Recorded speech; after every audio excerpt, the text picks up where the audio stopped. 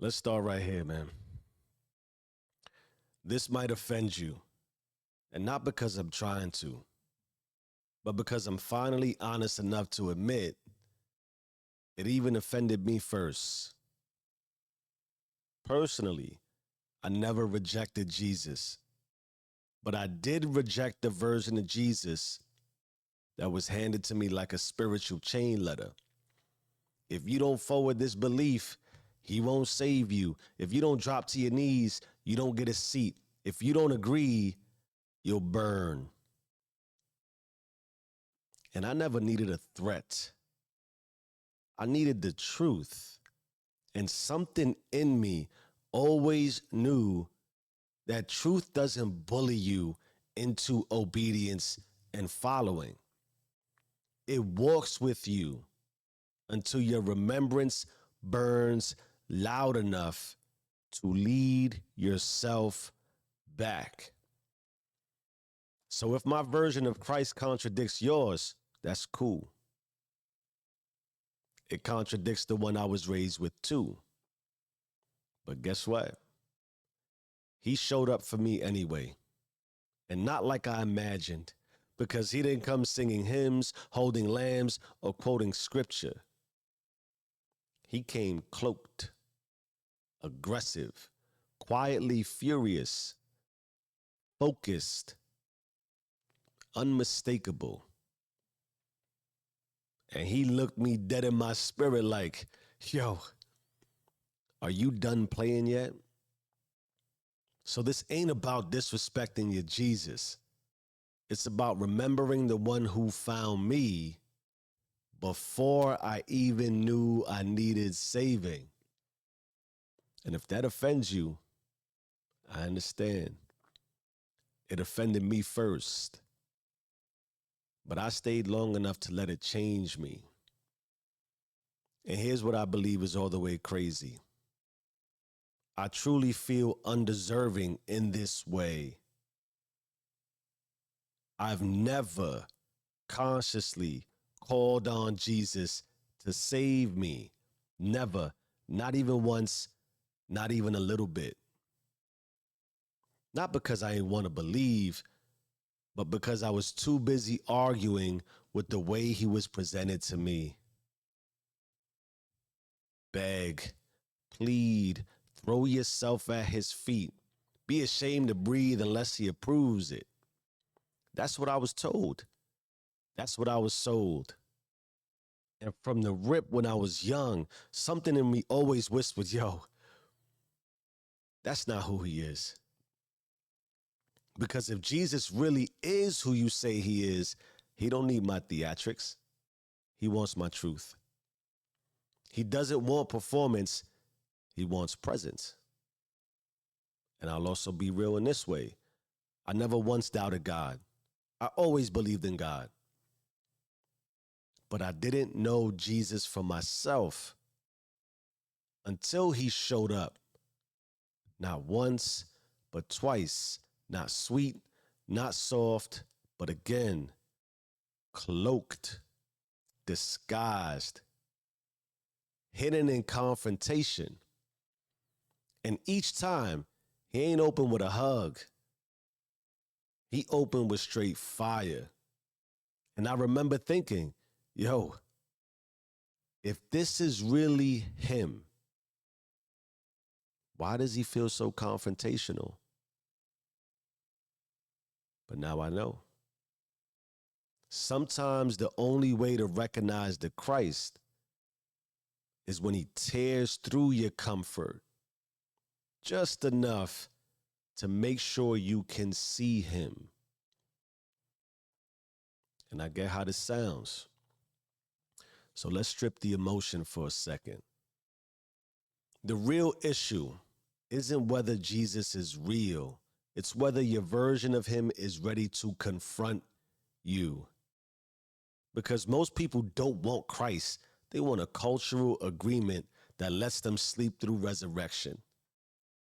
Let's talk system. When your subconscious creates spiritual memory, it doesn't just replay your upbringing. It protects it. even if it's broken. So if the Jesus you inherited was wrapped in fear, shame, colonization, or guilt-based worship, then that's the Jesus your nervous system is trained to obey.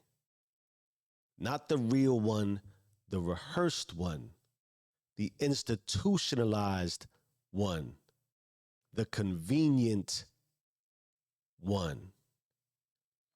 And here's the problem. We protect our versions of Jesus and crucify anything that doesn't match it,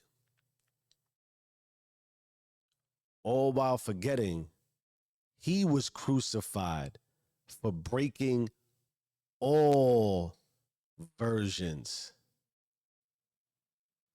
That's the glitch. You don't find the Christ through preservation. You find him through confrontation, through conflict, through remembering what your spirit knew before they indoctrinated your name. He ain't come for performance. He came for presence. He didn't say, bow to me or die. He said, pick up your cross and follow. Which means your pain isn't proof he left. It's the path he laid to remind you who you are. And since we're being all the way honest, let me confess something else. I protect my version of God too sometimes. I protect it like a trophy, like I'm scared to share it in case someone misuses it. Or worse, validates it.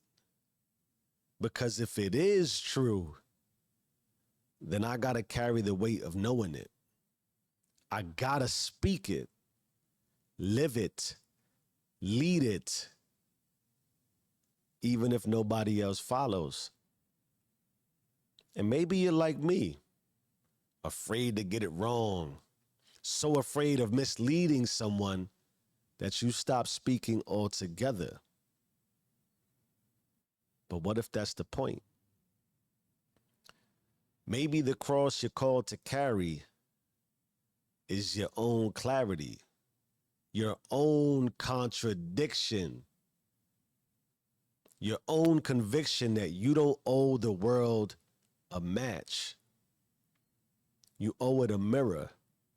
You owe it your reflection. Maybe that's why he showed up to me cloaked. Not because he was hiding, but because I was. And once I stopped expecting Jesus to behave like a pastor's puppet, he finally revealed the version who always knew how to get my attention. So here's my prayer. I pray and I pray and I pray that you stop protecting your version of Christ like it's the only one God allowed. That you let your system break long enough to hear the voice that's been whispering past your indoctrination. That if he shows up cloaked, you don't dismiss him. I pray that you pay attention. Because the real Jesus does not need your apology. He wants your authorship. The one I saw, he didn't need to prove anything. He just waited for me to see him. And when I did, he didn't hug me first.